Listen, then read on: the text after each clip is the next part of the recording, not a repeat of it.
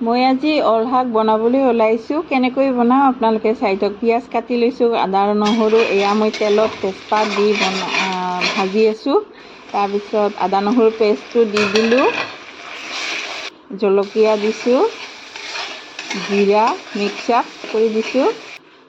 তাৰপিছত এয়া অলখিনি মই তাতে তেলত দি দিলোঁ।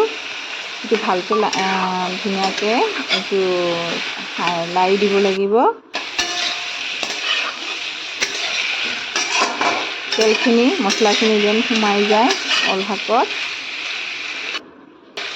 নিমখ দিলোঁ, হালধি দিলোঁ। এইবাৰ মই ঢাকি দিম সিজিবৰ বাবে। অকণমান সময় ঢাকি দিম। ঢাকি শুকাই যোৱাৰ পিছত এতিয়া মই পানী দি দিলোঁ। উতল অহাৰ পিছত মই মাছখিনি দি দিলোঁ। এতিয়া উতলিবলৈ দিলোঁ। ধুনীয়াকৈ উতলা হোৱাৰ পিছত এইটো পৰিৱেশন কৰিম। এয়া